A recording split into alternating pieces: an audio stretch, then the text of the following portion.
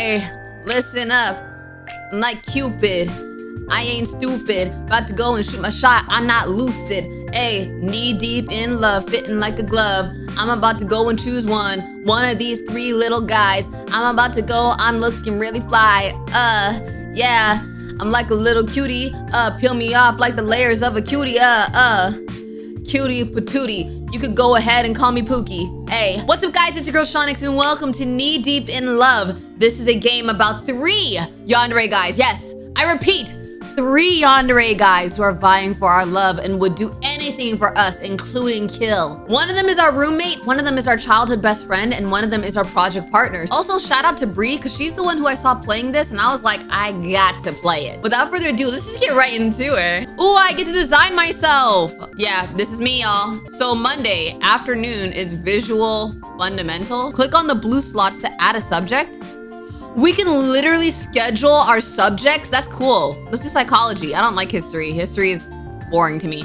Ethics or debate? I can argue, sure. Photography or digital art? Let's do digital art. Anatomy or ecology? Let's do anatomy. I have a dream. I do not know who he is, but he's so gentle, cradling my face as he wipes the blood from my lip. He whispers, shh, and his smile is the most beautiful thing I've ever seen. It's better this way. Now, no one will ever hurt you but me. Hey, what if I don't want you to hurt me? The freak? And the terrifying part isn't the knife in his other hand. Oh. It's how safe I feel as he twists the blade inside of me. Hey. The freak? Huh? Are you all right? What the? My head is splitting open. That's the first thing I feel. A dull, relentless ache throbbing behind my eyes. Fragments of a nightmare swirl in the fog. The scent of copper and a distorted voice and the awful bleeding red text. Ugh. Yeah, that's a horrifying dream, but hey, how you doing? How you doing? A face swims into view above me. Sharp, concerned red eyes, messy red hair. I'd be a little scared if I saw completely red eyes. He's leaning over me, his brow furrowed. Is red eyes a natural eye color, by the way, guys? I don't know. Oh, I did not hear you. You took a pretty nasty spill. Don't try to get up yet. Okay. I could barely hear you, sir. His voice is a steady anchor in my disorientation, but I can't place his name. It's right there, just out of reach. Seriously, you're starting to scare me. How many fingers am I holding up? I can't tell. It's behind the box. Oh, he holds up a hand, 3 fingers raised. 3, I'm pretty sure. I blink, trying to focus. 4, no, 5. Did I win? Ding ding. Golden buzzer. You're lying to me. Winning the most dramatic person alive award. He knew I could see it. What's your name? What's your name? Wait, we don't know each other? Wait, we don't know each other? I was thinking maybe we knew him, but I guess we don't. What's my name? Shawnee. My name is Shawnee. Okay. Pronouns?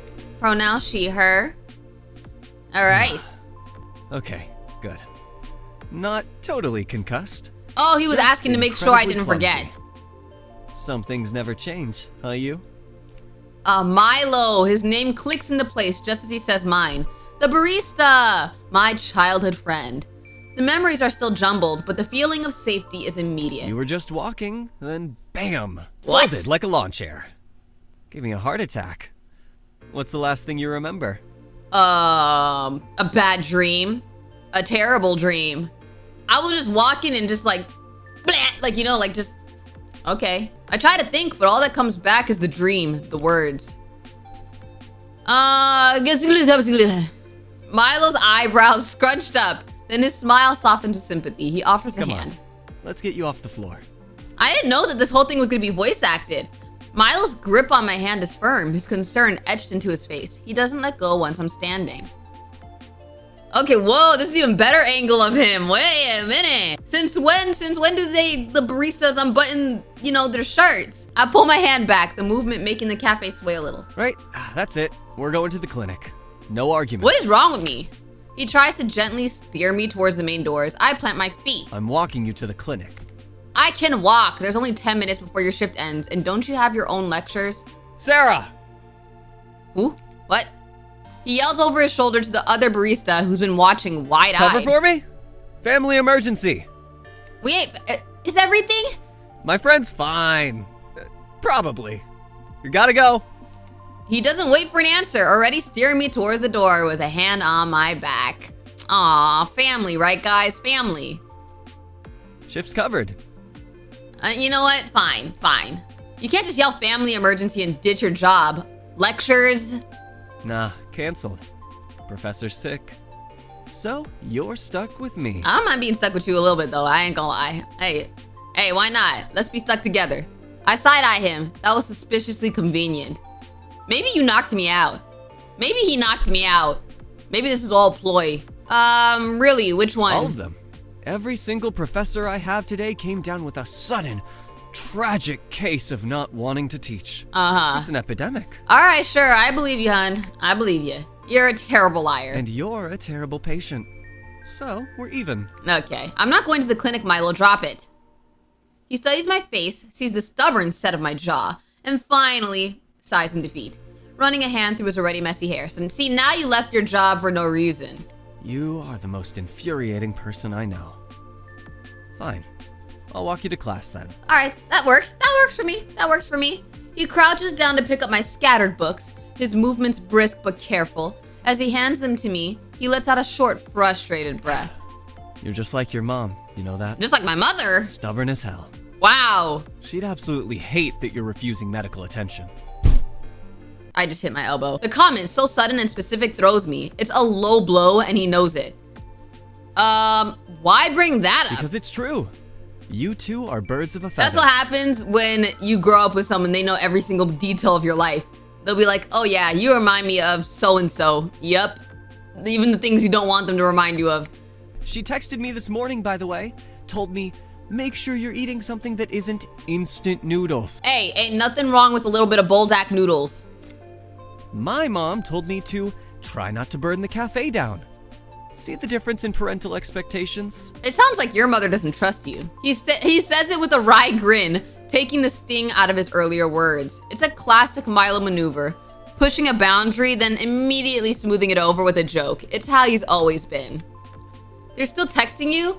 I thought they'd given up on us as a lost cause. Are you kidding? Our moms live for the weekly "how our kids are failing adulthood" updates. Dang! I'm pretty sure they have a shared calendar tracking our poor life choices. Dang! Aren't they just in college or something? What poor choices have they made? We reach the steps of my building. Milo shoves his hands in his pockets, looking up at it. You good from here? Promise you're not gonna faceplant the second you're out of my sight? I promise. I promise. Pinky promise, pinky swear. Yeah, well, next time you wipe out, I'm just gonna roll you there in a wheelbarrow. See you later. I'd rather not. Why don't you just carry me in your arms, you know what I mean? You look like you got muscle. I don't know. He gives a lazy wave and turns to leave. I slide into a seat near the back of the hall, the chair creaking under my weight. Professor Eleanor hasn't arrived yet and the room buzzes with the low chatter of students. My head still throbs, a dull reminder of my crash landing in the cafe. Needing a distraction, I pull out my phone, thumb hovering over my social media app. My head's still a little foggy. What's my username again? I can literally make up a username? That's actually funny. That's cool. My username is BodyT. A post from a user named Brutal Honesty is at the top of my feed. The pun makes me roll my eyes even as I click on it. The comments were something else. Hypothetically, if someone you cared about was being, I don't know, recklessly self-destructive and refused to let you help, what would you do? Asking for a friend. Huh. Who? No one, forget I asked. Dude, that's not hypothetical. That's just Tuesday with you. It's not like that, just worried. Sounds like you need to have a conversation. Sometimes I think the only way to keep her safe is to just lock her up. Obviously kidding, mostly. Now who the freak is this? Is this Milo? Lock up, that's taking it a bit far, no? Then I notice something off, something that makes me have to blink twice. I blink again, trying to focus. The man at the front isn't Professor Eleanor. He's scribbling complex equations I haven't seen since high school? Astrophysics? A wave of hot embarrassment washes over me. Wrong building, wrong class, entirely wrong hemisphere of campus. Panic ignites in my chest. I have to get out. Are you kidding me? How did we go to the wrong building? Bro. In my haste to stand, my bag strap catches on the chair leg. I yank it, stumbling forward and sending a chorus of squeaks and shuffles through the quiet room. Dozens of eyes turn to stare. My face burns as I mumble. Sorry. Oh my god, this is so embarrassing. I'm a mess of flustered energy, fumbling with my phone to pull up the campus map. You know what? I can see why your dang parents are texting about your failure of adulthood. Can't even get to the right class. I'm not looking where I'm going at all. I round a corner at a half jog, my eyes glued to the screen, and collide head on with something solid yet surprisingly soft. A clatter of what sounds like a metal pencil case hitting the floor. A sketchbook goes flying and its pages scatter across the linoleum. Oh, well, hello. I like the little beads in his hair. That's different. We both land in a heap. I'm sprawled half on top of him, my phone skittering away. OMG, I'm so sorry. I'm so late. I wasn't looking. I push myself up, my words dying in my throat as I finally see the person I've torpedoed. He's a boy with a cloud of messy, fluffy blonde hair and the widest, most startling eyes I've ever seen, magnified slightly by a pair of crooked, round glasses. Those don't look like round glasses. This looks like a shoujo anime scene. No, it's my fault. I was just standing here. Not just standing. I was walking. Yeah, it's my fault. But I'm I sorry. should have. I'm sorry. It's my fault. You're not hurt, are you? Hey, bro, I ain't gonna lie. You're very sweet, but that was definitely on me. He's talking a mile a minute, his own words tumbling over each other. He pushes his glasses back up his nose. A look of pure horror dawns on his features as he registers the sea of papers around us. No, the sketches. He scrambles to his knees, his movements endearingly clumsy as he begins frantically gathering the loose pages. He's oddly protective of them, shielding them from view and trying to smooth out their corners with trembling fingers. I am so sorry, but an artist type? That's kind of cool. Here, let me help you. I reach for a page near my knee, a beautifully drawn study of a tree, but he practically launches himself across the floor to get it first. Huh? No, please, it's fine. I've got it. Really, what? They're just a mess. A total mess. I promise you there's nothing to be embarrassed about. His panic is so genuine and intense, it's almost funny. I hold up my hands and surrender. Okay, I give up. I give him a small apologetic smile, and for a second he freezes, just staring at me. The pink in his cheeks deepens to a proper blush. He quickly looks down, muttering something. Cute. Wait, what'd you say? What'd you say? I didn't hear you. What'd you say? I'm gonna say you're not so bad yourself. Thank you. You ain't so bad yourself, I ain't gonna lie. My own heart does a little flip. I gather my own things, my mind still racing about being late. In my rush, I scoop up a few stray papers near my feet, assuming they're my own printouts, and shove them haphazardly into my open bag without a second glance. I'm really sorry again. I hope your drawings are okay. I wonder what's on the drawings we just stuffed into our bag. It's really no trouble, truly. Are you sure you're all right? He's now holding his massive sketchbook to his chest like a shield, his eyes full of genuine concern, even though I'm the one who plowed him over. I'm fine, just late, bye! I give him a final rushed wave and take off running down the hall, the image of his blushing, flustered face stuck in my mind. I burst through the doors of the correct lecture hall, breathless and feeling like I've just run a marathon. Professor Eleanor is already at the podium, her sharp eyes pinning me to the spot as I slink into the nearest empty seat, my heart hammering a frantic rhythm against my ribs. As I try to slow my breathing and blend into the floor, I risk a glance around the room. What? How did he get there before us? There 3 rows ahead is the boy from the hallway. The fluffy blonde hair is unmistakable. As if he can feel my gaze, his head snaps up. His wide green eyes scan the room behind his round glasses before they land directly on me. He's here. Of course he's here. This is the art building. I literally just bulldozed an art student on my way to an art class. I sink a little lower in my chair, wishing I could disappear. Professor Eleanor's voice cuts through my mortification. For today's practical, you will pair up. You and Rylee. Oh! My stomach drops. Rylee. So that's his name. I like the name Rylee. Across the room, Riley's head pops up from behind his canvas. He looks less surprised and more like a man who has just been handed his own death sentence. What? What's wrong with partnering up with me? I promise you I could draw. I promise you I could draw. In fact, I'm gonna show you. I'm about to draw, let me draw you actually. I'm gonna draw you. Watch this. And then he has blonde hair. Hold on. And he has green eyes, and he has some stuff in his hair. What is he wearing? A tie, a white shirt, and a green sweater vest. There we go. Wait, I forgot his glasses. See? We are getting an A+, y'all. He offers Professor Eleanor a weak, nervous smile before gathering his things.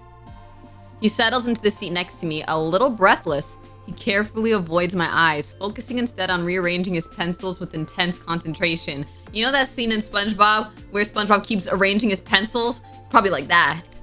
Hello again. It's a surprisingly small campus. You know, his voice is soft, but the nervous tremor is gone. Okay. Seems like it. I'm really sorry about what happened before. I was seriously lost. I don't even know how you got here before I did. His eyes flicker up to mine for a moment before darting away, a shy, grateful smile touching his lips. It's quite alright. It was certainly a memorable way to start the day. Hey, you're too sweet. You are too sweet. He peeks at me again, a faint blush returning to his cheeks. I'm Rylee. I can't imagine this sweet guy turning into Yandere. I gathered, I'm Shony. Shony, he repeats, the name sounding thoughtful on his tongue. He nods, a small, genuine smile playing on his lips. How did you get here faster than me? Exactly! You took the long way here. I thought that you'd know that the campuses are connected since it's already your second week here. Well, oh. Professor Eleanor's voice cuts through our introduction. Your project as a pair is to capture your partner's essence. Oh! Not just their face, but a sense of who they are. Oh! You will each create a piece, and you have 1 week. Use this time to talk, to observe. This sounds like a very intimate project. The professor explains the assignment in more detail as the class takes notes. We are to capture not just our partner's face, but who they are as a person, to try and capture what lies beneath the surface. Rylee's eyes widen slightly at the assignment, a flicker of excitement crossing his face. Oh, bro wants to study me. So, how should we approach this? Would you prefer to draw first, or shall I? I'm flexible. Wait. Question, is this in 1 day, or is this like a week project?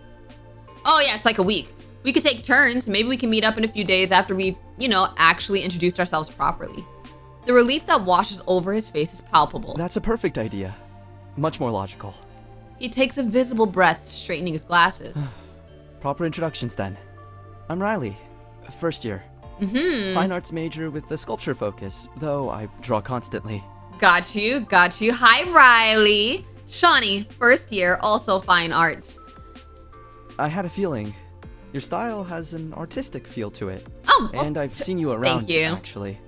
You often read under the big oak tree near the humanities How do you know program, that? The west side, where the afternoon light's particularly good. You know a lot of details about where I read. He says it all smoothly, but a telltale pink creeps up his neck, betraying his calm delivery. I notice light and compositions. It's a habit. Sure, you're very observant, Rylee. It has its uses. Okay. For our project, Okay. We could meet at the campus cafe in a few days. The light is decent and the coffee is passable. Okay. Unless you prefer another location. I'm open to suggestions. The cafe sounds perfect. The bright, beaming smile he gives me is worth all the earlier chaos. It's pure and unguarded. Excellent. It's a plan then.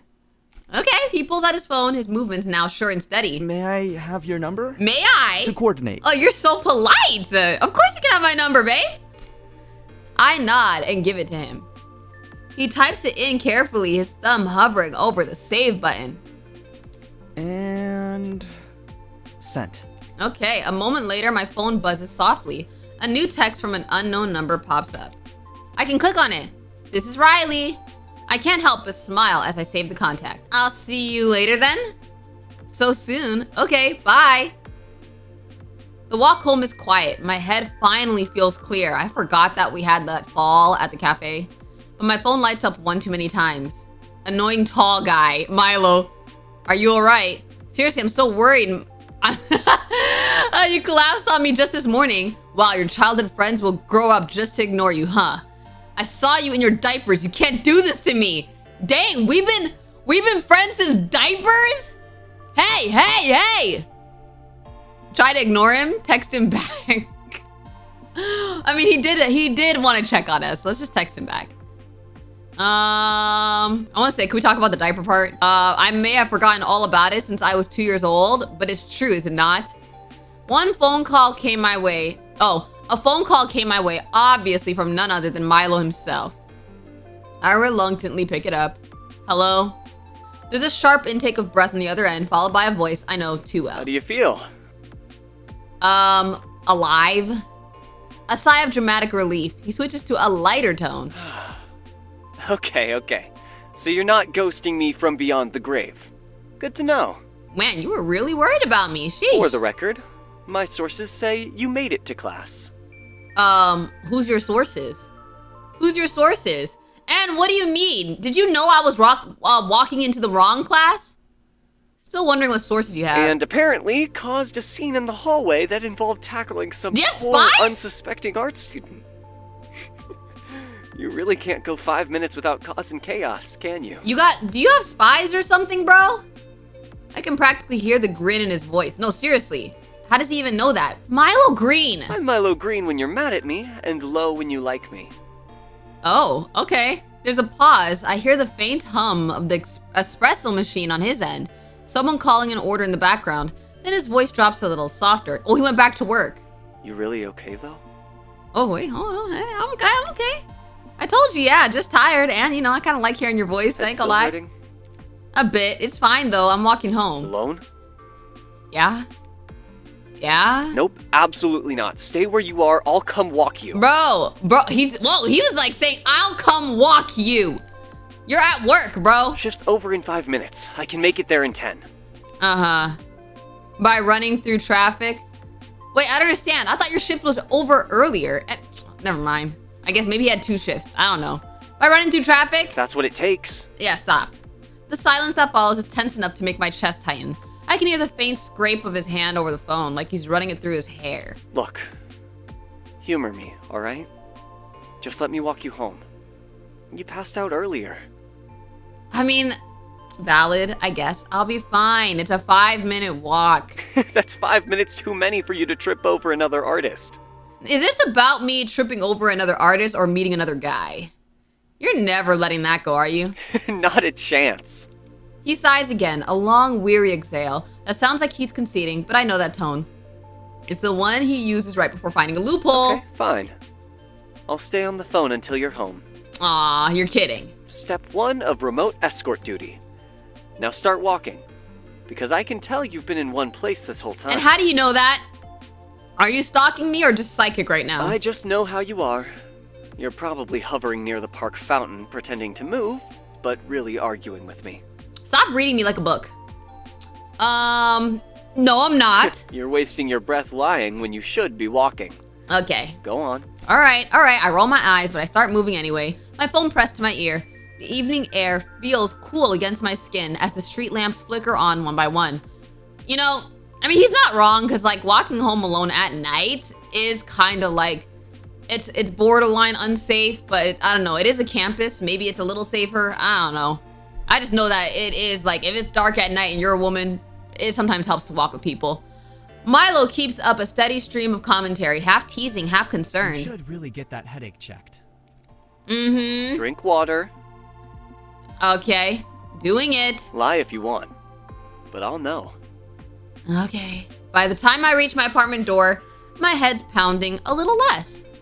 Okay, I'm home. Mission complete. See? Wasn't that so hard? I unlock the door, flick on the light. I don't see a pair of shoes. My roommate's probably not here yet. I'm inside. Good.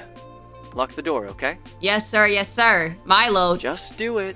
Why would I not lock the door? Don't be stupid. I roll my eyes again, but turn the lock. Don't be stupid, girl. There.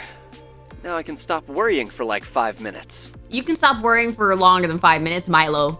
You worry too much. Yeah. I know. Not you.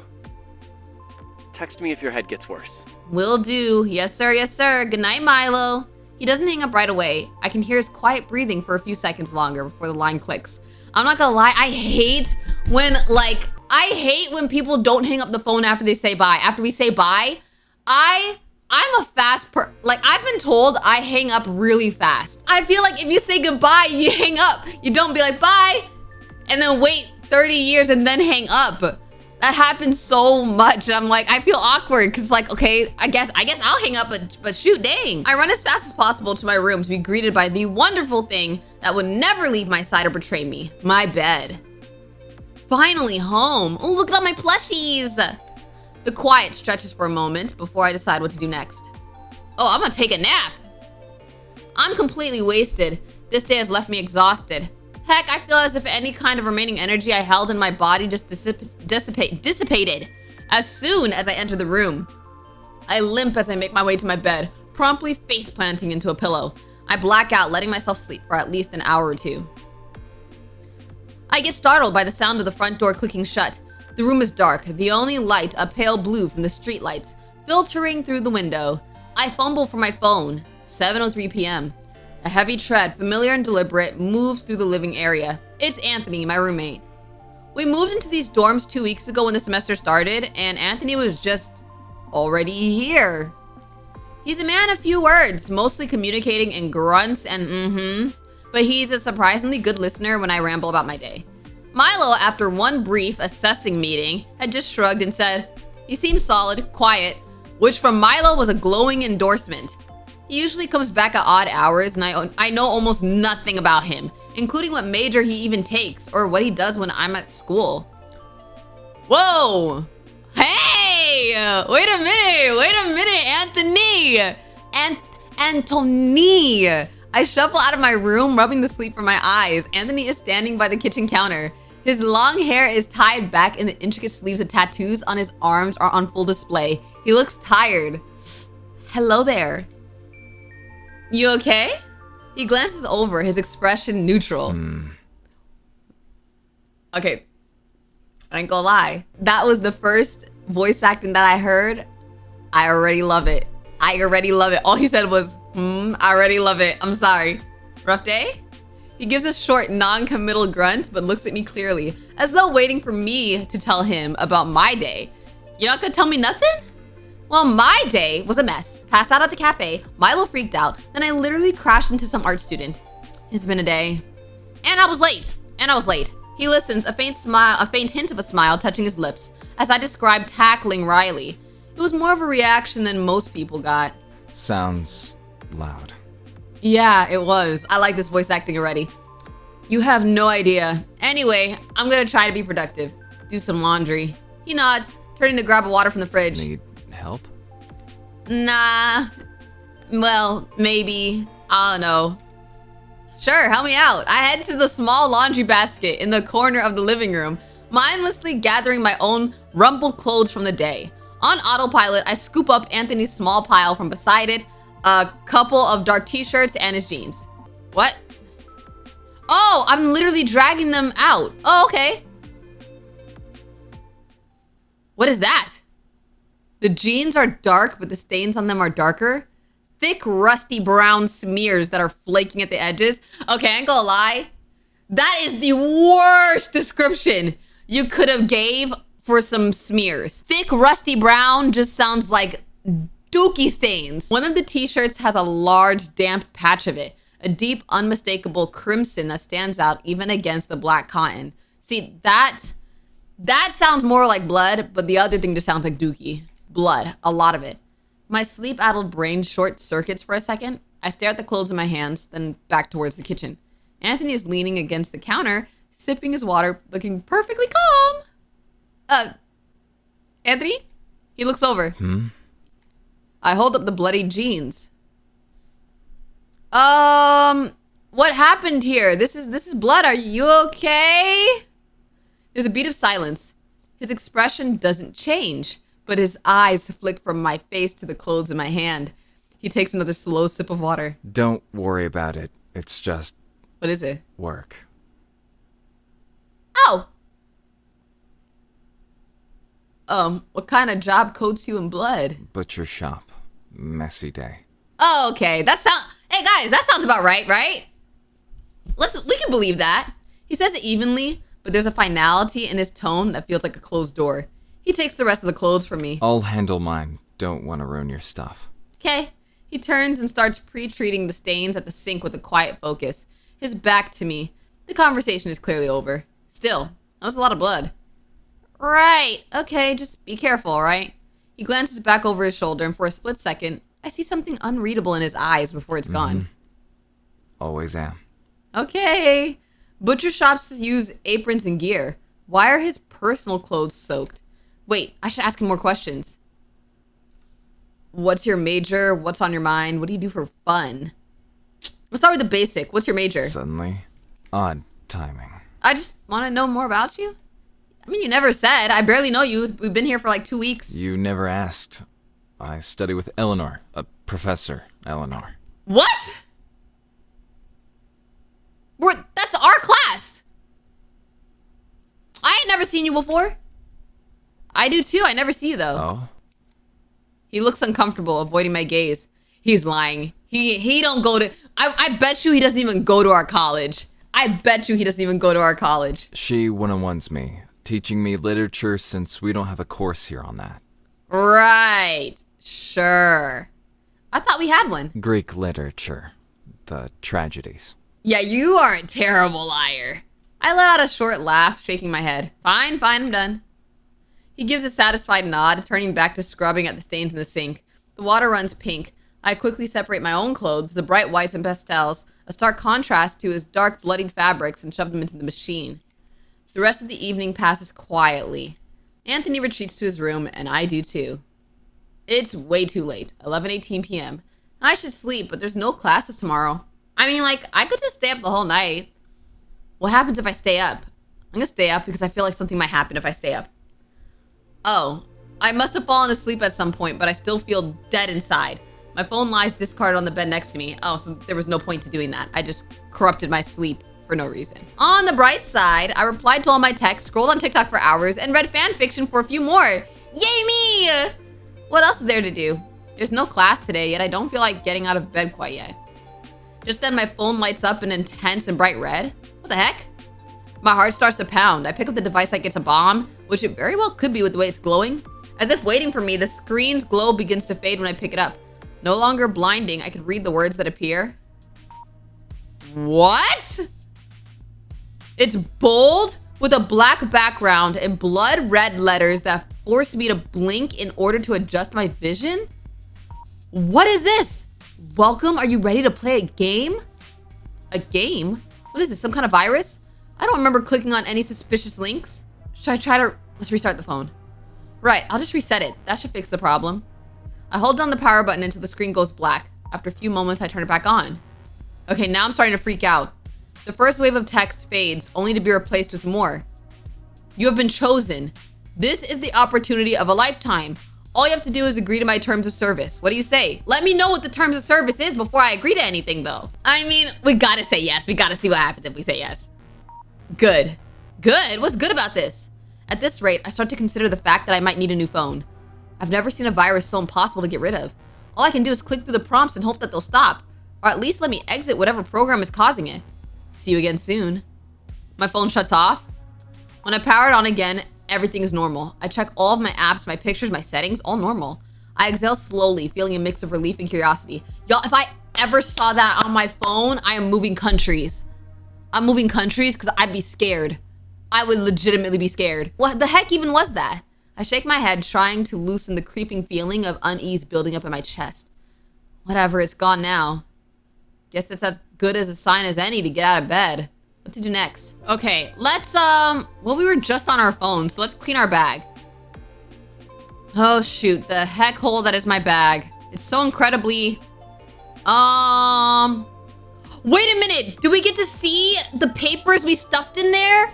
Let's say messy with random papers. As I dig through my bag, I notice a stack of papers that doesn't feel like mine. What the? I hold it up for me to meet my eye.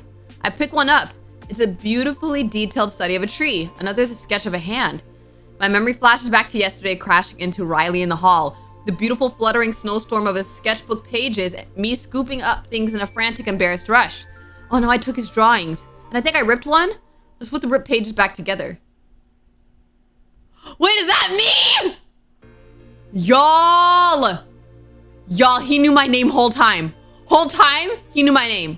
He knew my name whole time. He drew me. He drew me. He knew me. He knows me. Yo. This is actually kind of crazy. I stared at the repaired drawing in my hands. It's me. Oh my goodness. I thought yesterday was our first meeting. You must be taking portraits of people around the campus, though I don't see anyone else but me. Girl, the first sign was him literally saying, I see you reading by the tree where the sun hits different, where I see your skin just shine golden and your hair as bright as the sun. He basically confessed his love to you right then and there. How? Okay, if I saw someone draw me, I feel like my immediate thought, what would my immediate thought be, bro? I don't think I would think embarrassing, but I don't think I would jump to creepy. I might be like, oh, they have a crush on me, most likely. So I'm gonna say flattering. Check my phone.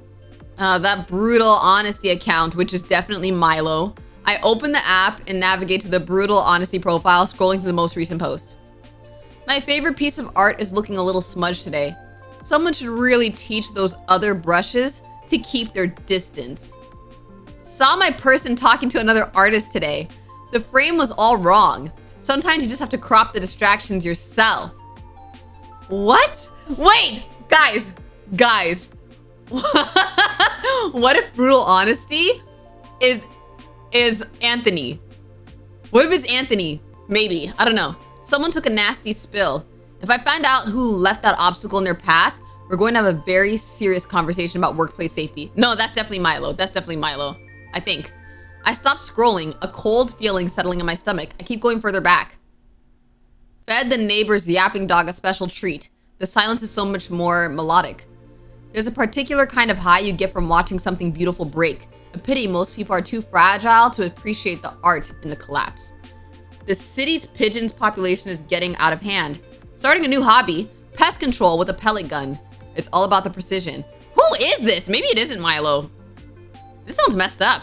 Sometimes I put out food laced with antifreeze just to see which alley cat is the smartest. Spoiler, none of them are.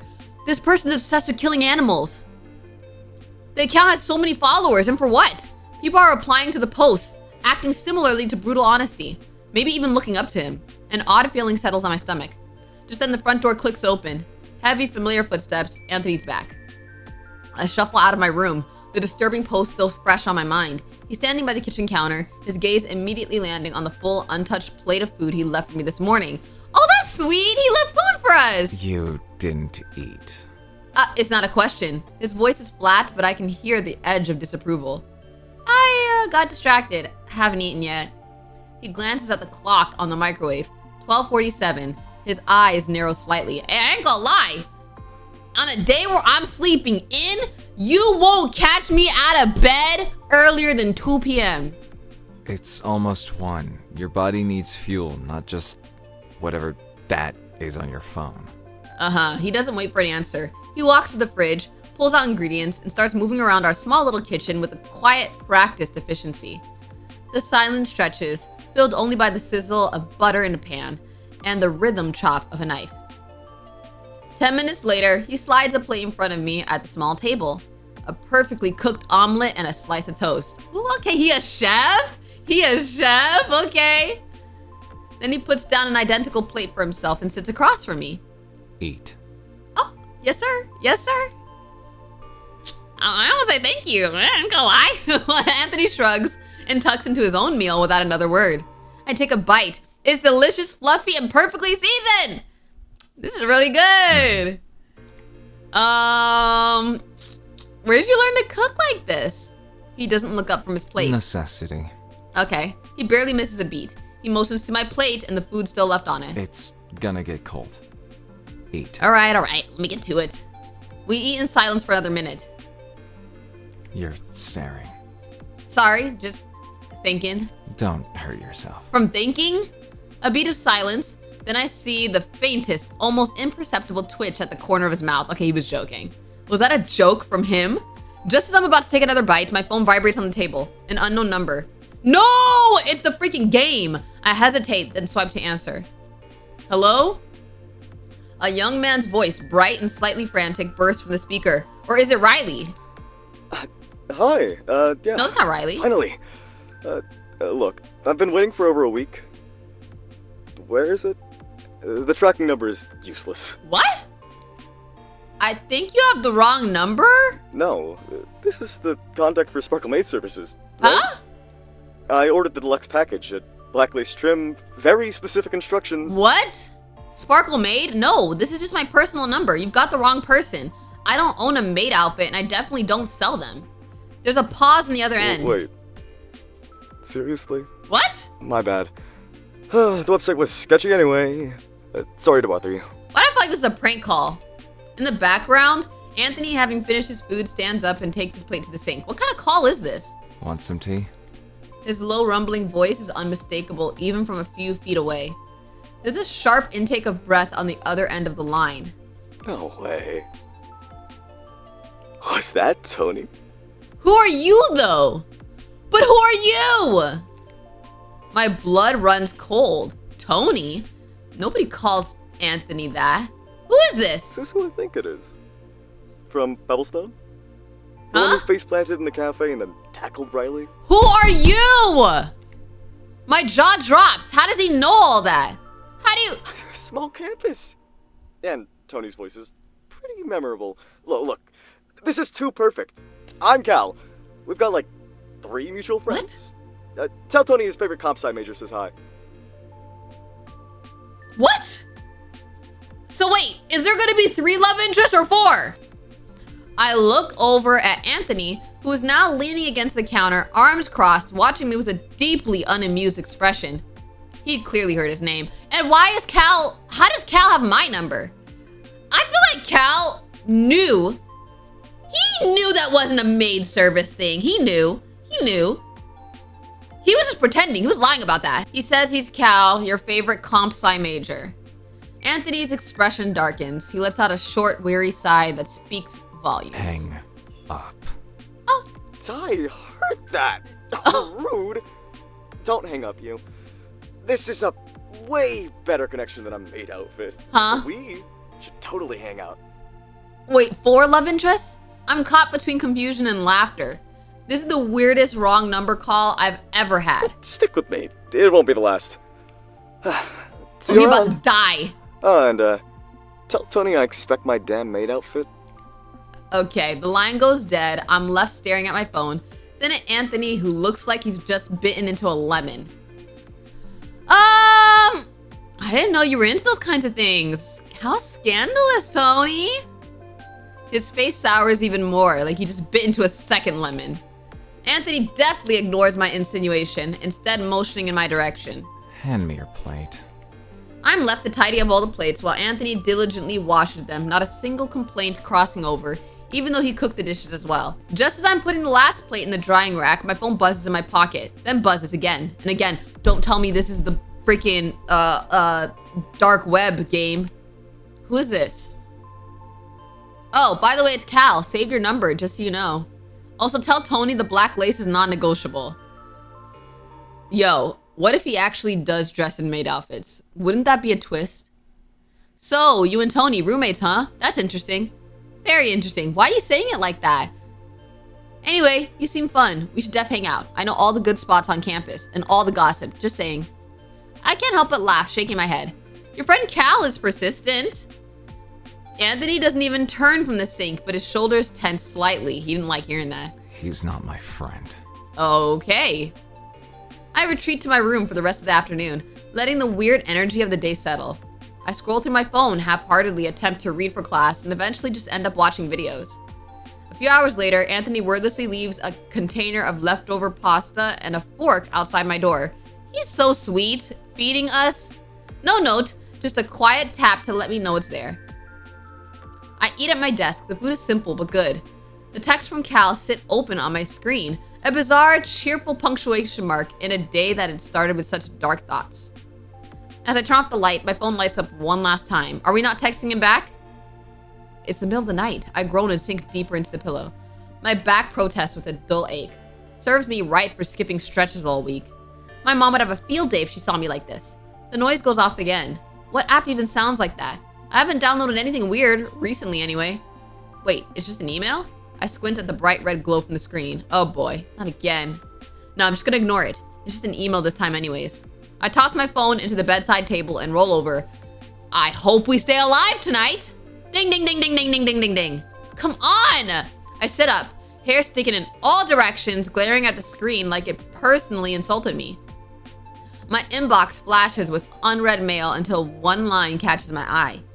The game has begun. I blink, then read again. The words don't disappear. The email reads, "You've been chosen to participate in a fun new game. You have many secret admirers, lucky you. And because you so graciously accepted the terms of service, now you will be bestowed with power, aka a highly sophisticated affection tracker?" Huh? That was installed into your smartphone the moment you opened this email. You're welcome. Oh boy. Heart echo. The ability to sense who loves you so deeply, they'd commit murder for your sake. Also includes a short profile of your target. You are the one I've been waiting for. If you have any questions, you may not call me. I'm mysterious like that. Wait, but like, what? So let's just say I detect someone who's just madly in love with me, right? If I detect them, what happens then? Like, how do I win the game? How do I win the game? Yeah, sure, totally legit. I roll my eyes and scroll down. It looks ridiculous, yet the one line echoes in my head. The power thing being installed? Wait, what? No, tell me it didn't just... I flip to the home screen, and there it is, a deep red icon glowing like it owns the place. Heart echo. I shouldn't open it. I really shouldn't open it. Curiosity wins. The app opens. Okay. Below is a list of... Wait, what? Below is a list of those who would commit murder for your sake, ranked from the most obsessed to relatively sane? What? What? So... Milo is the most obsessed. Well, duh, he's our childhood best friend. Rylee is right under him. He was drawing us. And we didn't even know him. Didn't even know his name. Who's the unknown? So there's gonna be 4? There's gonna be 4? That's actually crazy. And then Anthony is on there. Legal disclaimer, Heart Echo is not responsible for any crimes of passion committed in your honor. By using this app, you assume full responsibility for all outcomes. For the sake of your own safety, Heart Echo advises that the existence of this application remains a secret, or else who knows what might happen. Good luck. But like, what is the game though? How do I win the game? How do I win the game? Milo, it's so Milo. He's probably behind this prank, has to be. Wait, don't reveal anything to him. Or maybe Rylee or Mom? No, that's insane. I rub my temple, my brain's spinning. You've gotta be kidding me. Who even is unknown? Why is Anthony on the list? And last of all people. And Milo, does that mean he actually... Somebody clearly has too much time on their hands. Yeah! I flop back on the bed, face buried in plushies, heartbeat loud in my ears. Whatever I did in a past life, it must have been something serious. Sleep finally wins, pulling me under before I can spiral into conspiracy territory. Pancakes! I mumble, slowly sitting up in my bed. What time is it? I reach for my phone, blinking slowly as my eyes readjust to the sunlight seeping through my blinds. Hey you, Oh. wake up. You're late for class, I think. I made you pancakes. Aw, thanks, Anthony. He yells out from the kitchen. That was not a yell. He calmly talks from the kitchen. I slap myself awake and run over, witnessing Anthony while he sits down to eat. Do y'all ever just slap yourself awake? I don't think I ever really do that. I sit across from him to have breakfast as well, just like we've done for quite a while. I take in the view of the pancakes that stand right in front of me, the maple syrup making the pancakes shine as if they were from a commercial. My hand leaps to dig into the food. Man, I'm starting to drool. I need to act fast. My fork stabs into the soft golden brown pile. I don't know why I don't like that saying. I don't know why I don't like that wording. Taking a huge chunk out of it. I chew slowly, making sure to savor every last piece of it. I look back up at Anthony, who patiently nibbles on his food. So good. Last night's memories suddenly flood my brain. I have to confirm that whatever happened last night was indeed true. I'm determined to do anything necessary to prove it. Hey, Anthony, let's say I hypothetically get hurt. What would you do? Anthony pauses mid-bite, his fork hovering in the air as his dark eyes shoot up to meet my unnerving gaze. His expression is almost unreadable for a couple of seconds. To my own surprise, he just smiles. The corner of his mouth twitches at my words. Is he enjoying this? It depends. What are you talking about? Let me think. Physical, emotional. Someone saying your outfit's fugly. My shoulders tense up at his response. I awkwardly chuckled, trying to play off what I said as a joke. Silly questions. I don't like violence, but if it happened, I'd make sure they regret it. Okay. I'm sure it'll never happen, though. Right? Yeah! I see the room slowly close in on me, breathing becoming more of a struggle as the seconds pass. I feel the air running out of my lungs as if I were choking. I manage to cough out an anxious chuckle, my fingers gripping the tablecloth. It's a good thing no one's after me then. Ha ha ha ha. Anthony's eyes narrow and his eyes roam over me. It almost feels as if he could see right through me. No, you don't. You're perfectly safe here. No need to worry. Thanks, okay. Later that morning, I meet up with Rylee in the art studio. The sunlight filters through the tall windows, bathing the room in a soft light. Now we gotta test him. He's already there, sketching on a large canvas. His golden hair catches the light, giving him an almost ethereal glow. He knows we have the drawing, you know. I pause for a moment, considering him and the sketch I saw. I think about how it was probably nothing concerning and how if I'm wrong, then acting coldly towards him will only make things worse. Hey, you made it. He doesn't look up, a small smile playing on his lips. I set my bag down, suddenly nervous. Yeah, sorry, I'm late. Rylee looks up then, his sharp green eyes locking into mine. You're not late. I just like being early. Aww. He gestures to the seat beside him and I hesitate before sitting.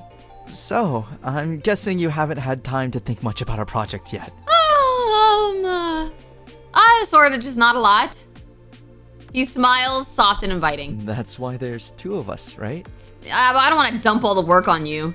We work in silence for a while, but I can't stop sneaking glances at him. He looks so focused, so confident in what he is doing. I, on the other hand, feel completely out of my depth.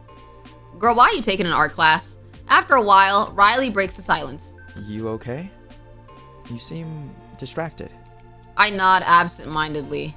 We spend the rest of the afternoon researching symbolism in flowers, and Rylee's enthusiasm is contagious. He has this way of looking at art that makes even the simplest details feel profound.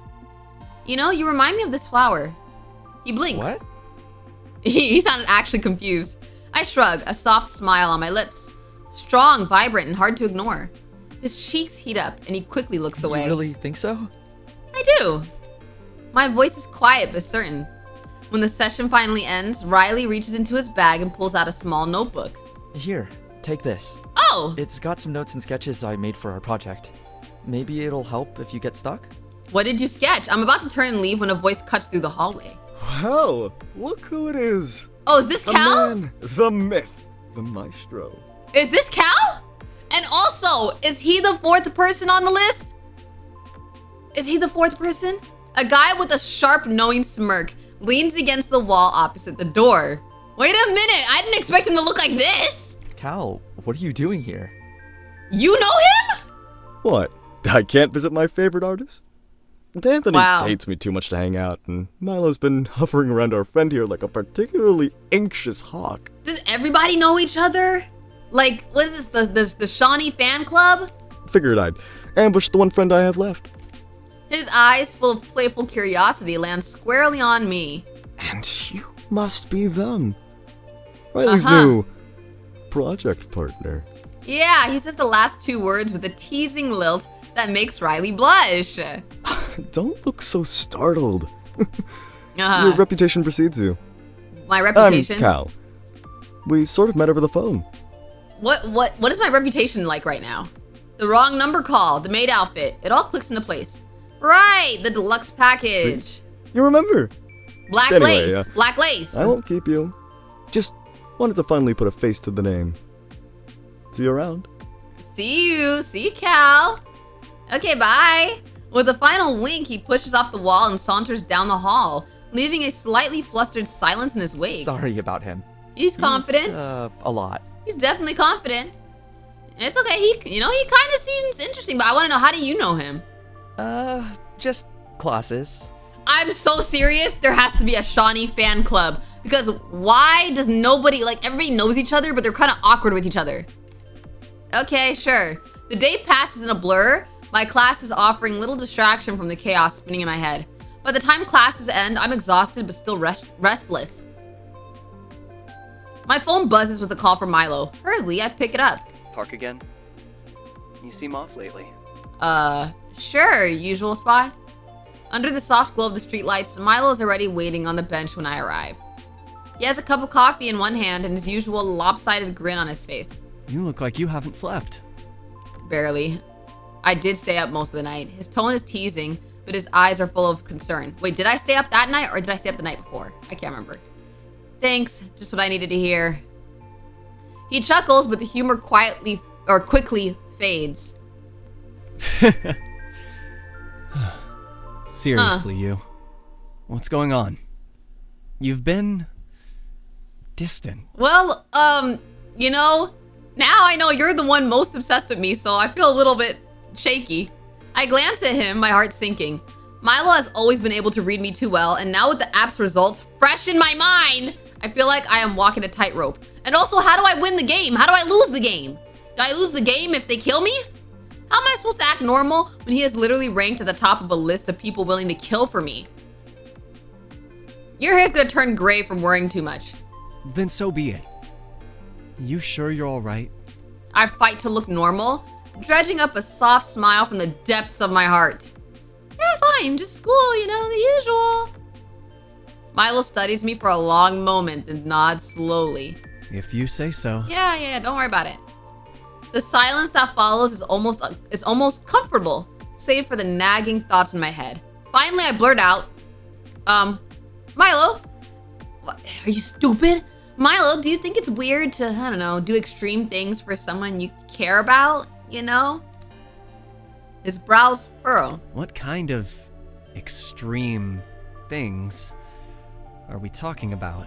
Everybody sounds so normal. Maybe I'm tripping. Maybe the app is incorrect. Because even Anthony seemed really chill. I hesitate.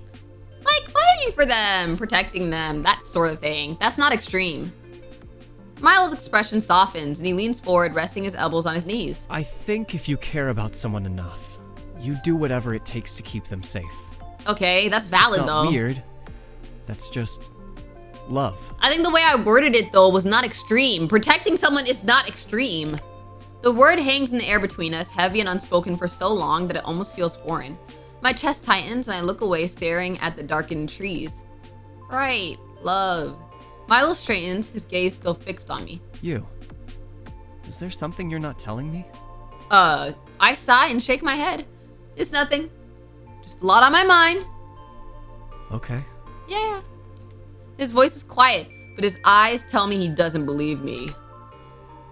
When I arrive home, I immediately look through my notes, not on subjects I have to study, but about the 4 people listed in the Heart Echo app. I know I shouldn't play into it. Clearly, it's an elaborate scam or some wild attempt to steal my data. But seeing everyone's names on there and how detailed the information is, I can't help myself. Murder, though. Is it really possible for them to do such a terrible thing? Only one way to find out! I cross off the unnamed person and try to focus on the others. Milo, my protective childhood friend. Rylee, my shy project partner. Anthony, my closed-off roommate. The name that intrigues me the most is... I actually have to choose? Why the freak would I choose none of them? I want to see what Anthony's talking about. I ain't gonna lie to you. I want to see what wait. But Milo is like the childhood best friend. And they said Milo is the most obsessed. So I low-key feel like I should go with Milo to see how obsessed is he? You know what I mean? Maybe we should see how obsessed is Milo for real. Let's do Milo. Let's do Milo and see. I choose Milo. How can I not? After all, I know Milo the most out of any of them. Milo is my oldest friend. He's someone I know I can always rely on. And most of all, someone who will always protect me no matter what. I frown because while I want to have confidence in my friends, something just doesn't feel right. Whether it be the seeming omniscient knowledge Heart Echo possesses, or knowing people I'm close to may want to kill others in my name, it just doesn't feel good. I shut off my phone, but it only causes more nauseating thoughts to run through my mind the longer I stare. I try to fall asleep, hoping that this is all a dream. Milo, how could you? Tears streamed down my cheeks as I clutched my headset. It was my favorite color. I saved up all of my allowance money to buy them. They were my prized possession. That was until Milo threw them in the mud. It was an accident. Accident, my butt. You did it on purpose. Was I being rational? Probably not. Is this like when they're kids? I couldn't stop my tears and I couldn't bear to look at Milo after what seemed like the betrayal of a lifetime. We're not friends anymore. I managed to stutter out a reply, which seemed to make Milo freeze in place. Before I could even think of anything else to say, he grabbed my wrist hard. The look in his eyes was serious, like he was observing me rather than actually showing concern. It was apathetic, unfeeling, and not like Milo at all. That hurts! He let go so quickly, I felt like I might have been hallucinating the look in his eyes. Forgive me. I'll buy you a new headset later, okay? There was that boyish smile again, the friendly Milo I'd always known. I wanted to forget the look in his eyes, and so I did. But was that the right choice? Beep, beep, beep! I groaned at my blaring alarm, searching through my sheets to find my phone. Ugh, I hate 8 a.m. classes. Once I find it, I press stop to finally relieve my ears of the annoying sound. There's a list of notifications from last night. Do all professors communicate with each other to assign homework at the same time or something? I opened my phone only to be met with the Heart Echo app. Any sense of sleepiness I felt before is washed away, and I'm reminded of the fact that it wasn't just a dream I had. Well, what am I supposed to do? Milo Green. Why would his name be at the top? Would he really kill for me? If he's the most unstable, what else would he be willing to do? There's a pit in my stomach that starts to grow with unease. Knock, knock, knock. Are you alright? Anthony stands in my doorway, standing way too casually for someone who would also kill for me. I can only stare, bewildered at the man. All the while, he cocks his head in confusion. Hello? Okay, so now from here on out, I gotta voice act it. I'm okay. I fidget with my bed sheets, hoping this interaction ends sooner rather than later. Anthony frowns. If there's something going on, let me know. It's just some issues with my homework. Stupid anatomy. I hope it's a good enough lie to cover up my anxieties, though I have been struggling with that class recently. Anthony's eyes light up at the subject mentioned. I can help you. Of course you can help with anatomy. Of course you can help with anatomy. Because you probably dissect people. Really? Why did I say that? Was I that desperate for a good grade that I'd buddy up with a potential psycho? I have a special interest in anatomy. Sure you do, sure. He gives me a thumbs up, a contrast to his usual straight-faced expression. I can't imagine him being like, ding. Actually, I think I just need to study this afternoon. Let me know if you need any help. My roommate gives one more knock to the doorframe before leaving, closing my room off once again. The interaction reminds me of when I first moved in with him, his usual kindness despite his apathetic demeanor. I think of Heart Echo again. Why am I letting it get to me like this? After my morning class, I came to a conclusion. I could not go through this day without caffeine. After the whole Heart Echo thing, the dream I had last night, and my weird conversation with Anthony, I desperately needed coffee. While I wouldn't prefer it, Milo's Cafe is the closest to campus, and also generally the cheapest option. Shony, sleep any better today? Or were you gonna nap on our floor again? The image of Milo happily greeting me without a hint of malice in his eyes makes me shiver. Yeah, I slept better. Could I sound any more fake? I'm sure Milo can see my sweat, my lie obvious to anyone in the room. I think you're overthinking it. Milo only smiles like he always does. Are you alright? I'm glad you got at least some rest. Yeah, I'm okay. I'll probably rest after class. Good. I don't think I could mop the floor with you on it. Rolling my eyes at his dumb joke, his smile widens at finally being able to get a reaction out of me. Like you clean up anyways. I know how you live. You wound me, my dear. I know I shouldn't be so friendly, especially with the concern lingering in my head, but it's just so easy to talk to Milo, to trust him. I mean, are you really gonna trust a random app over someone that you've known for like, literally like 20 years, basically? 18, 19, 20 years or whatever? Like, are you really gonna trust an app over that? You haven't even seen proof yet. Did you want anything? I'll give you a size up for free. What's the most expensive thing you have? His laugh at my response is comforting, and I can feel my walls breaking at the familiar banter between us. But then I see his eyes watching me, observing me. Maybe I'm hallucinating it. Maybe I'm just going crazy, but it creeps me out enough to rebuild my suspicion. I think you're overthinking it. This just sounds like you're overthinking it at this point. Like it planted the seed in your head. On second thought, maybe I should save my money. Milo shrugs off the comment, giving me a smirk. I'll make your favorite then, Shony. Milo leaves to make my drink, working smoothly along the counter. Nothing looks out of the ordinary, but everything feels wrong. Did you end up studying for psychology yet? Studying? What's there to study? It's only the second week. Figured. You haven't been checking the schedule. He laughs, moving through bags with coffee beans and machines. I'll send you my notes later. We already have an assignment due next class. F my life. Well, I hope this makes up for it, my dear. The nickname deepens the pit in my stomach. He holds out my drink with a wink. Ha, drink with a wink. And a bag I didn't ask for, probably. You have a good day, alright? Nodding in reply, I swallow my anxiety with a shaky smile. I was hoping to be an academic weapon this semester. But how can I focus on boring anatomy when I'm faced with heart echo whenever I check my phone? Also, are we gonna run into Rylee? The app mocks me every time I turn on my phone, and deleting it doesn't work. The delete button doesn't even show up. In the background, the professor drones on and on. I don't even try to pay attention. Instead, I munch mindlessly on the pastry Milo gave me, sipping my drink in between bites. I hate how he always knows how to make the perfect drink. The need to doom scroll to distract myself is strong. I pull out my phone, opening the forums to focus on other people's problems instead of my own. Does anyone know how to get rid of an annoying roommate? Unethical tips only. Kill bro, Lumfow. Tyler, I know this is you. Talk to me for real instead of complaining on SockMed. You use our dishwasher as a laundry machine. I'd be pissed too. I would be pissed too. Lamau, Cal's laughing. Are we due for a snowstorm, heat wave, anything to cancel classes? How do I change my username? Interested in the culinary arts? Join the cooking club today. Our meeting is during free period, open to all. Free food? Free food? Free food? Nothing particular catches my attention, and I read all of the new posts before I even realize. Class hasn't gotten any more interesting. The more I try to focus, the more my mind ends up wandering to the stupid app on my phone. And stupid Anthony, and stupid Mile, and my phone dings before I can stew longer, and my own self-pity. And stupid Rylee?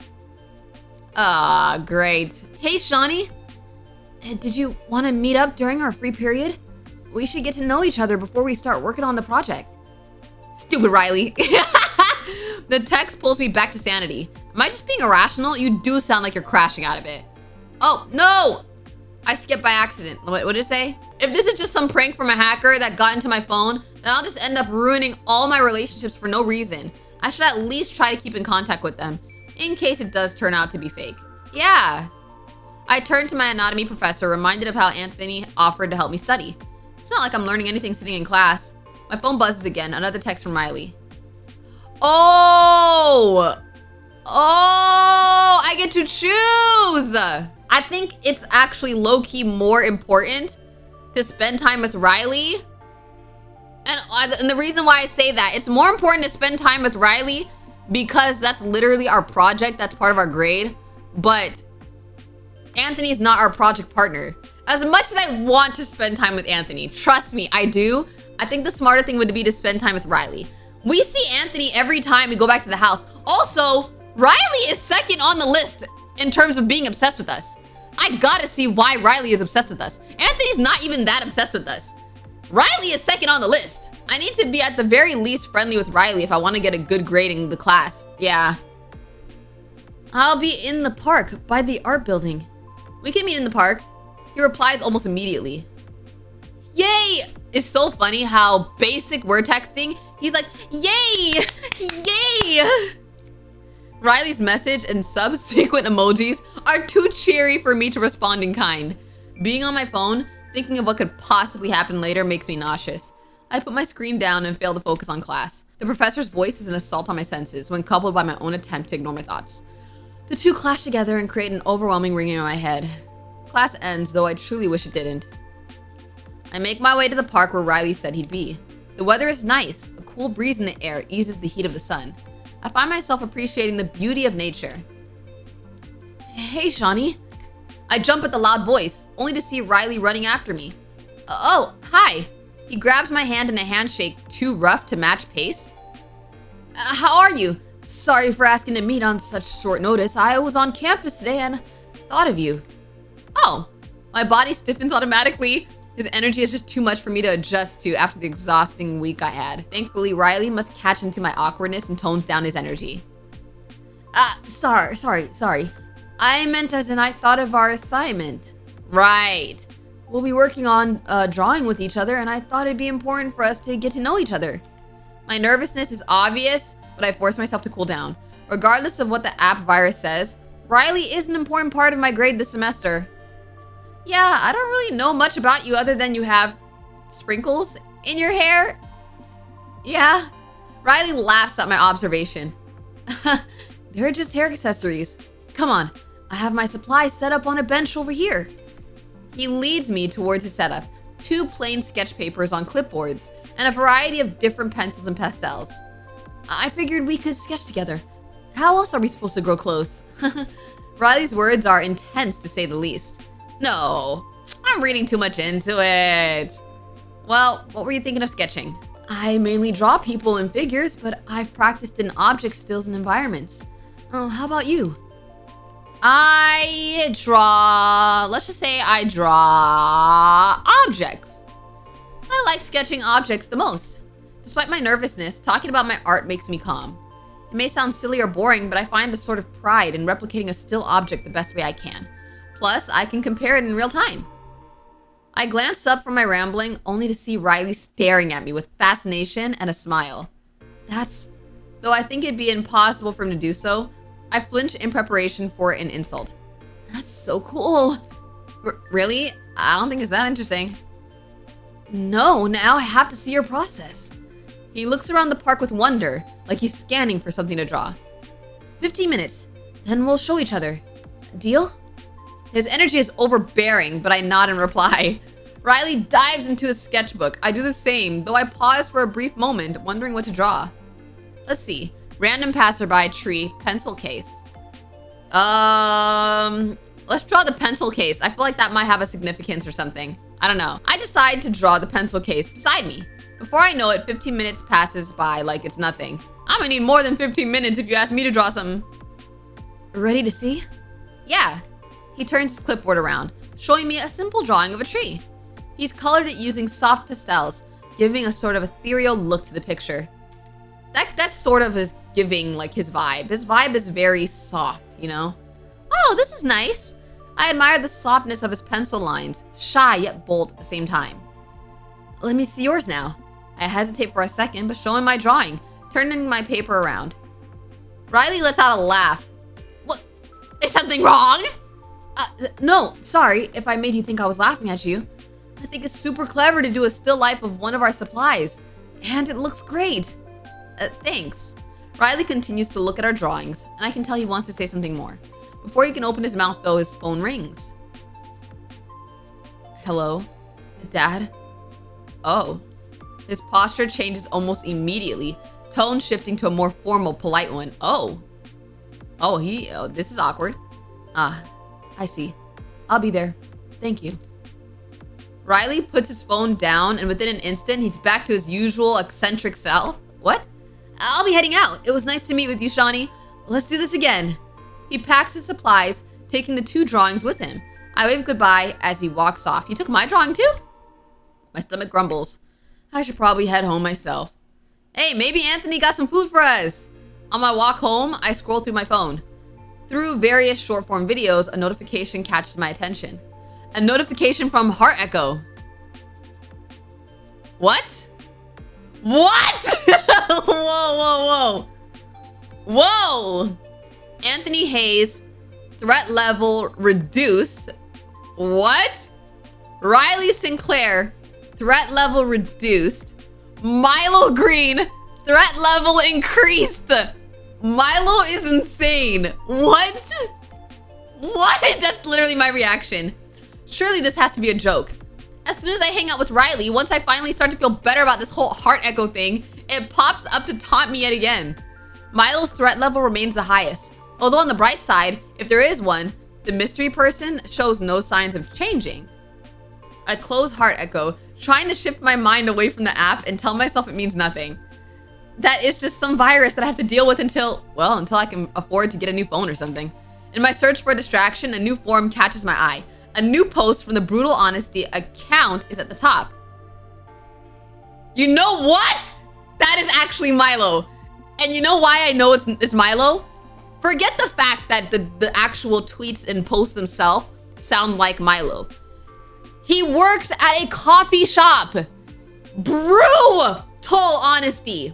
Brew. Like brewing coffee. It's literally Milo. It's literally Milo. Bird watching today. Saw a pretty one flocking with the wrong kind. Might need to clip some wings soon. Hypothetically, of course. He saw us.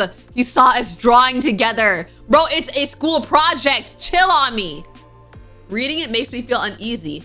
Thinking of what it could possibly mean makes me sick. After what feels like forever, I finally make it to my dorm. Anthony sits on our couch casually, legs folded as he reads a thick book.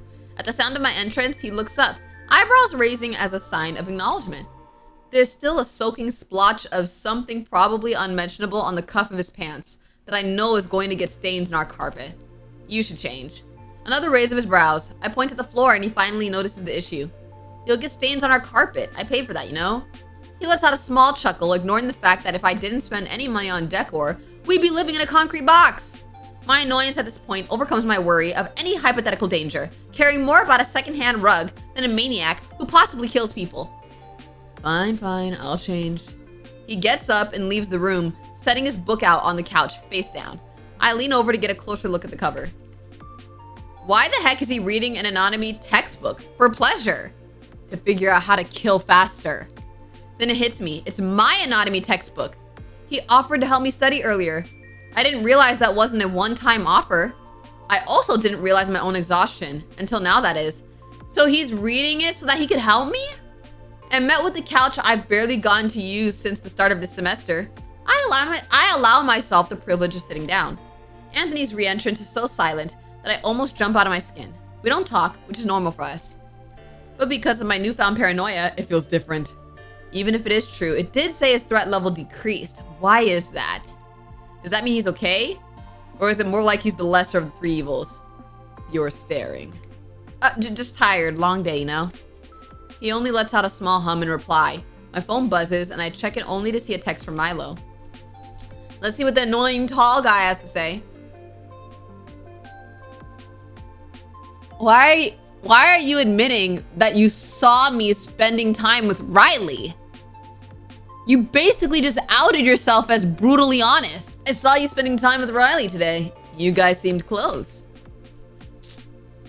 Why don't we hang out tomorrow? It's been a while. Milo's casual, explicit invitation makes me shut off my phone immediately. Knowing I just left him on red, that threat level's about to skyrocket. Did you have a good day? I think you said it. Long day. Your textbook helps at least. Yeah, light reading. Come here. Maybe you can learn something too. Anthony's unusual, explicit invitation for company makes me hesitate. Just this morning, I was worried he was capable of murder, but after that notification, I feared that I should be focusing my attention on. My trail of thought fears me, just as Milo does. What could have caused the levels to change? Spending time with other guys? Either way, I can't help but worry about it. I push myself next to Anthony, thinking that maybe some required reading will distract me from everything. I don't know how you don't like this stuff. I tell myself to pay attention, but between the diagrams of muscular systems, long bodies of text, and the soothing, monotone comfort of Anthony's voice, it's not long before I'm drifting off. I don't even realize that I'm resting my head on Anthony's shoulder. Oh! I don't have any dreams worth remembering, only vague feelings and flashes of memory. At least there's no nightmares. Flashes of being lifted up and carried throughout an unimaginable distance, of the smell of gasoline and pollen, of a pair of lips softly kissing my head.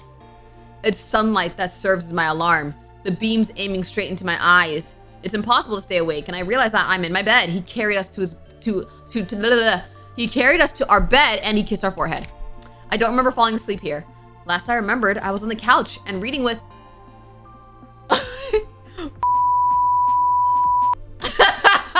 I should not have sat that close to Anthony, let alone slept right next to the guy. My panic causes me to notice a note left on my desk, folded with my name on the front. Shawnee, you fell asleep on the couch. I moved you to your bed. Should probably brush your teeth. Dang! You smell my breath? The note, a gesture too kind for somebody I consider a possible threat. I fold it back and place it on my desk, unsure what to make of it. My phone buzzes. When I go to check it, I'm met with Milo's message from last night. A new one appears! Sent a few hours after the previous one. Uh-oh. Uh-oh. Oh, I'm free today. Are you? Another notification appears, though not from Milo this time. Rylee's contact calling my attention moves my focus. I hit accept before I can process anything else. Rylee's voice blares from my phone. Oh, Shawnee, I didn't think you would answer. I think about how I'm just going through the motions. I didn't necessarily mean to take the call either, but it's too late now. Did you want to hang out today? I had a great time yesterday. Oh, there it is again, that hesitation. The same hesitation that allowed me to relax around Anthony, but ghost Milo. It causes me to wonder what's real and what's a figment of my own anxious analyzing.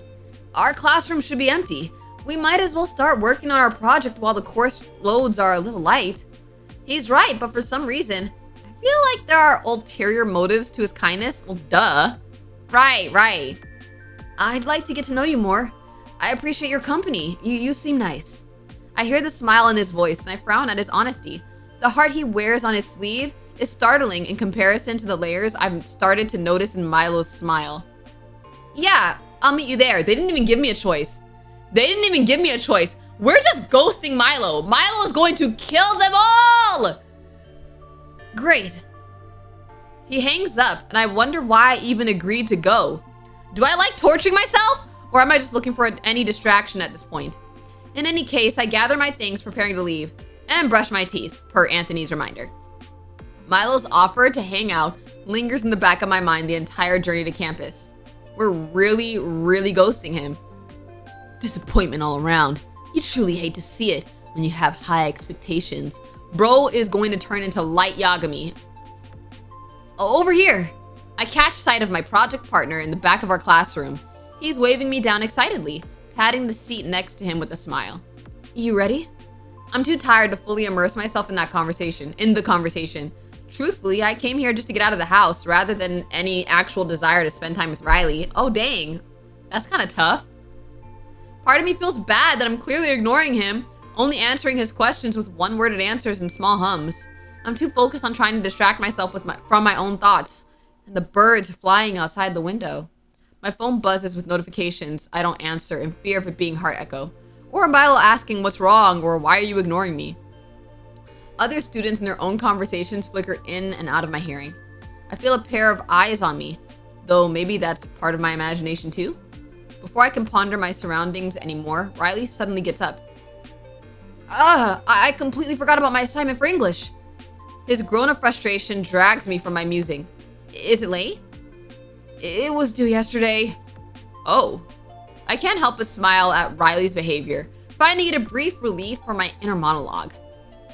Sorry to cut this short, Shawnee. I'll walk you out. Entering the hallway, I see a person approach that creates a pit in my stomach. It's Milo! Rylee still strolls beside me, unaware of my inner conflict. Hey there. Oh, Milo Green. I'm in your... Yes, sorry, I'm here to steal Shawnee from you. Why don't you go finish that assignment?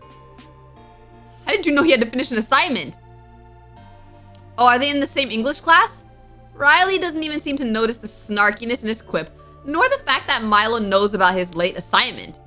Instead, Rylee only smiles, starstruck at being recognized. What?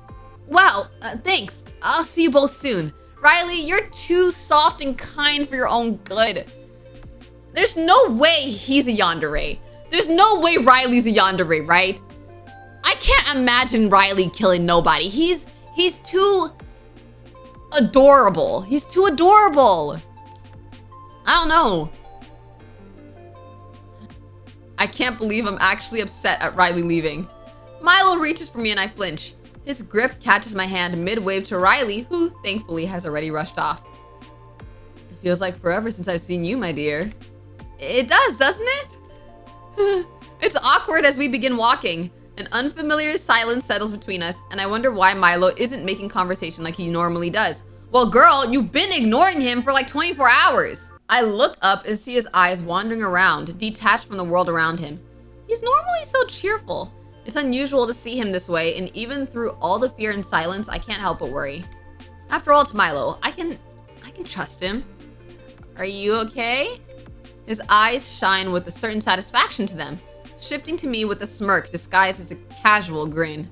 Knowing Milo as long as I have, I can tell the difference between his real smile and anything different. Of course, why wouldn't I be?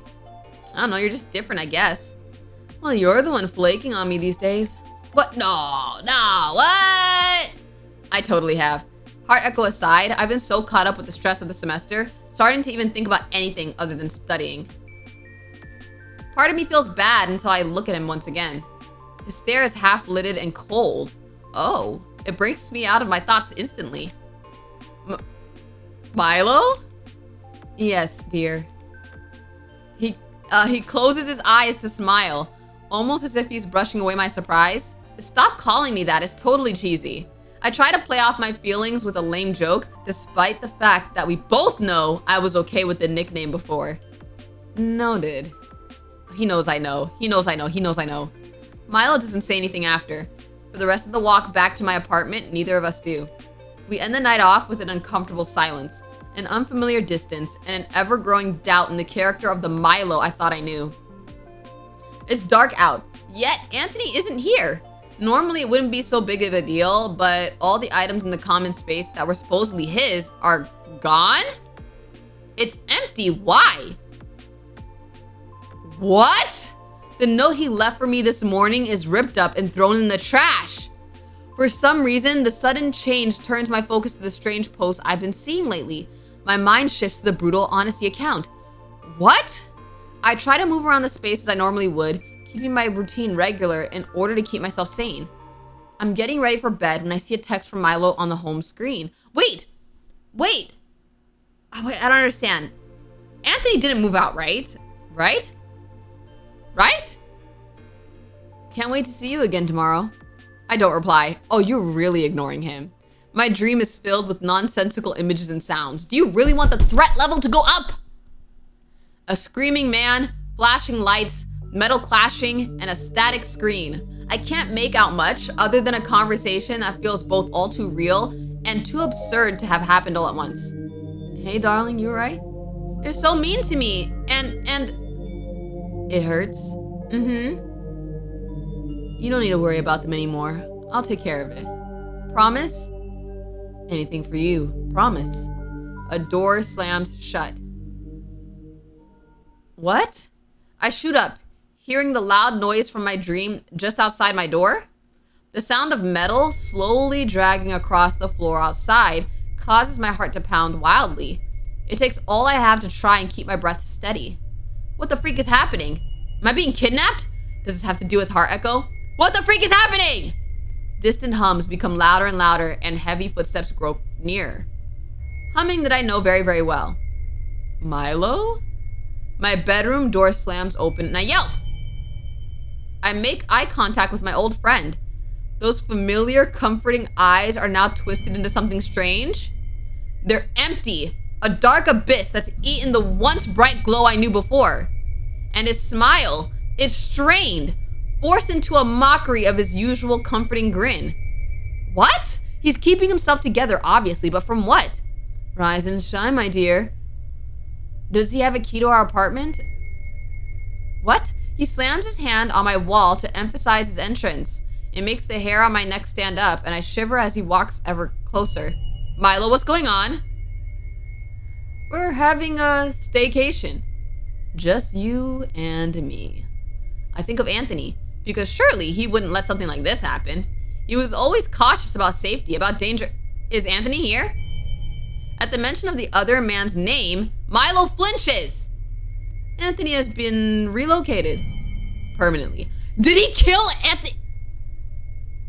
Bro, did he actually kill Anthony? What? Relocated?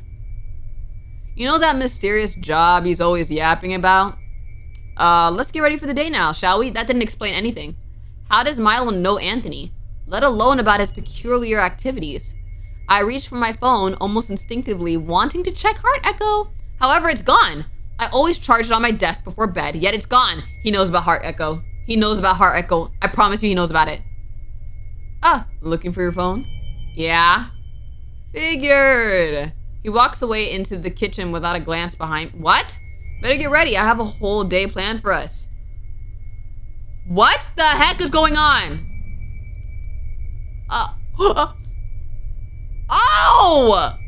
Oh! Cautiously, I make my way to the bathroom. It's dark as I walk through the common room. All the curtains shut tight. It gets worse when I chance to look at the front door. Crossed in an ominous X are heavy chains, barring anyone from getting in. Did you at least buy enough food? No, I need to go to class. Or more likely to keep me in. What? What? Are you kidding me? Bro, what? That's the end of the demo? Milo's actually crazy. Milo's actually crazy. Okay. Okay, I'll try out the other routes in another video if you guys actually are interested. I'm looking forward to seeing more of this, but thank you guys so much for watching. Don't forget to like and subscribe and join the squad, and I'll see you in the next video. Bye. Shawty's up in here, this an anthem. Up in the room, still the beauty with a mask on.